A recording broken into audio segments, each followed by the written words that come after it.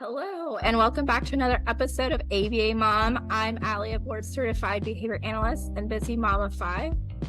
And I'm Erica, a registered behavioral technician and a mom of 2, and we're thrilled to have you guys back today. I don't know if you heard my voice, Erica, but I'm so losing my voice, so I really hope I make it to the end of this episode. So just recovering being sick, so that's how committed we are to this. Is like I'm literally losing my voice trying to put this together. In today's episode, we're diving deep into a topic that can be both puzzling and concerning, which is pathological lying. We'll explore why people lie, what makes it pathological, and how we can understand the motivations behind lying through the lens of ABA principles. And pathological lying isn't just like a simple fib. It's a complex behavior that can occur in both kids and adults, and it's just essential to distinguish like typical lying and pathological lying. And let's just start with the basics. So what is pathological lying? So in essence, it refers to a pattern of chronic lying that is often compulsive and can happen without a clear motive. And it's just not just like an offset situation, but it's also a repeated behavior. And it can manifest in various ways. Some people may lie to embellish their story, while others might lie to create a different reality for themselves. The motivations can be pretty varied. And I actually have a really good example of this. Have you seen that movie? I guess it's a movie. It's not really a documentary, but it's based on a true story about Mel Gibson. It's called Apple Cider Vinegar. That name sounds familiar. I don't think I saw that movie though. So it's on Netflix and it's really good. If you haven't watched it, I recommend everybody goes and watches it. And I won't put any spoilers out there. At least I'll try not to. So Mel Gibson is a real person, an Australian woman who gained a lot of attention because she claimed that her terminal brain cancer was cured using natural therapies, and even created a cookbook and an app, which also Apple promoted as well. Apple even had it on their app store. Her story gained significant media attention and led to a large following because, eating healthy, they're curing cancer. And she advocated for this alternative medicine and healthy living. However, it later emerged that her cancer diagnosis was totally fabricated. And this wasn't just one incident. Like, she kept going and she did charity events. There's even a couple of charities that she did for other people with cancer. However, those people never received those funds. When asked about her cancer diagnosis, where her diagnosis came from, she couldn't give a clear answer. Her story continuously changed. So it's a very interesting movie, and it didn't happen in real life. So the public was definitely outraged, and the legal consequences are basically that she was just sued and had to pay back this money. As far as I know, like, there wasn't any jail time, but it appears that her motivation was really driven on attention seeking versus the money. I think eventually it became the money, but it appears in the movie she really didn't have a lot of friends. She threw a baby shower for herself and nobody came. So in real life, she didn't really have anyone, and she started getting all this attention on social media. So she just grew and fabricated all of these lies. And it's just amazing to me. But apparently there's been a lot of people with fake cancer out there, on social media. There was also this woman, I also think she's in Australia too. Maybe it's Australia. Just kidding. But there's this one woman too who said that her daughter was sick and actually poisoning her daughter. I don't know if you heard that one. Yes, tiny kids, right? Really little kids. Yeah. Yeah, like a baby. So she was poisoning her kid and causing seizures to get sympathy on the internet. This is so scary. It's super scary. So it's definitely out there, and it definitely could be really scary. And it could, pathological lying can certainly be a mental health issue too. I mean, or part of a mental health issue, a bigger problem. So when we kind of look at it from an ABA perspective, when I'm talking about the motivation, there's there's the 4 functions of behavior.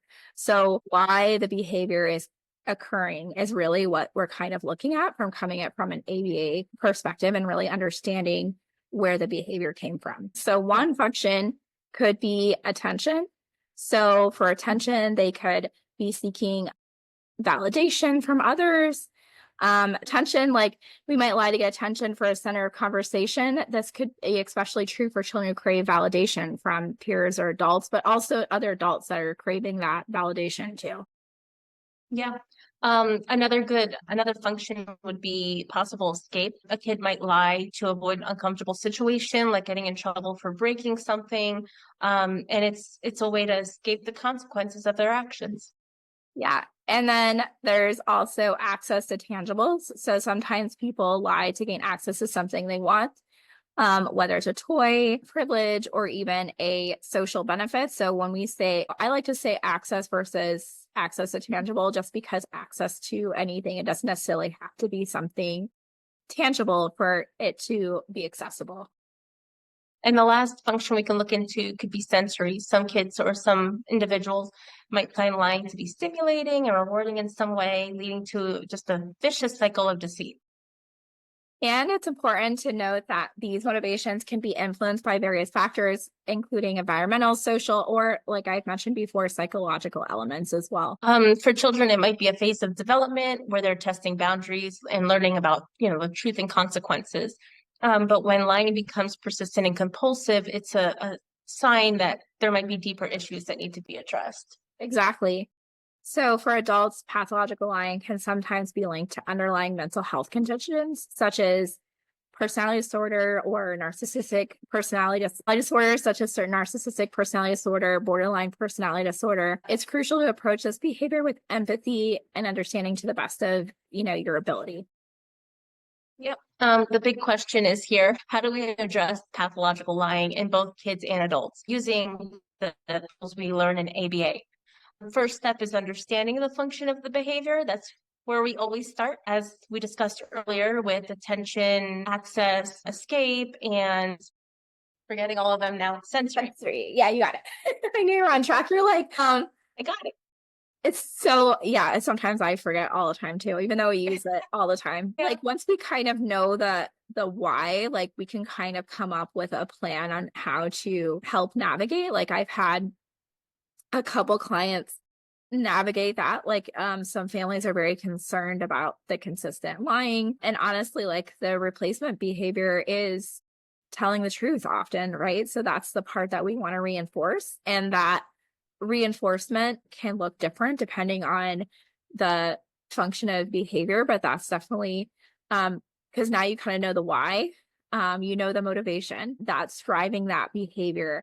It's just kind of finding that replacement. So the replacement for lying is telling the truth.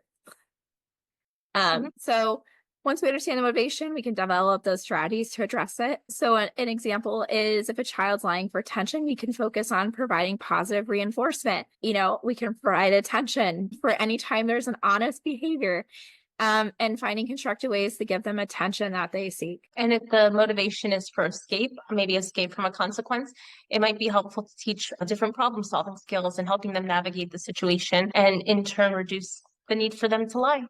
Right. And, for adults, it may be beneficial to encourage open communication, support them in seeking professional help if necessary, sometimes addressing underlying issues key to reducing this behavior. Yep. Another effective strategy is modeling honesty behavior. Kids learn a lot from observing the parents, as very true. I know firsthand. So if they see us being truthful and minimizing our little fibs, then they're more likely to, emulate that behavior. Right. Yeah. It's kind of like, and I'm guilty of this too. Like when you take a kid and you're like, you don't want to buy them a ticket, or actually I had that experience at like a CC's Pizza, because when my younger one, like it says 4 and under, I think it's 4 or 3, like that they get a free meal, or their price is like greatly reduced. So I said, oh, you're 4 today. And they were 5.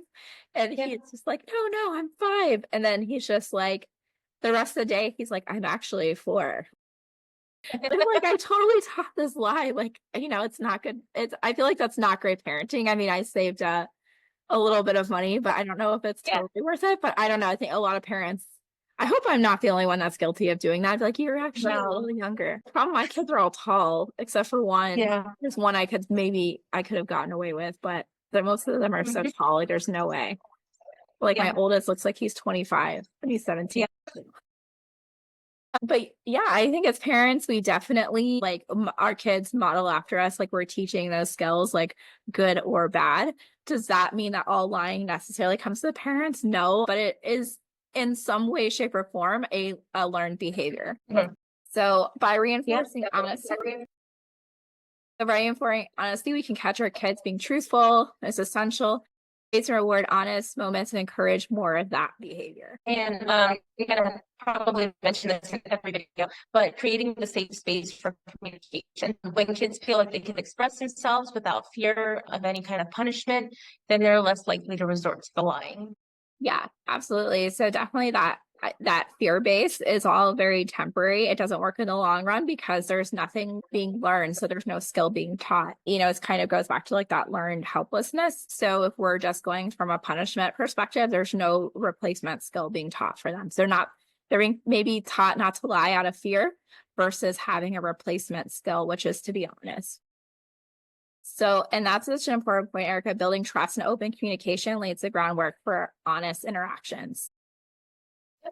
And before we wrap this video up, a quick recap of some of our main points. Understanding the function of lie. So is why somebody may be lying. Address motivation, tailor your approach based on, whatever the identified function was. Teach problem solving skills, help them navigate the difficult situation. Yeah. So being honest. Yeah. So definitely that safe space too is encouraging that open communication. I think is so important. So we hope this episode gives you some valuable insights into understanding and addressing pathological lying in both children and adults using ABA principles. Go ahead. Thanks for tuning to an episode of ABA Mom. If you found this discussion helpful, please subscribe, rate, and review us on your favorite podcast platform. And don't forget to follow us on social media for more tips and resources. Until next time, keep advocating for your kids and applying those ABA strategies. And remember, you're not in this journey alone. Bye.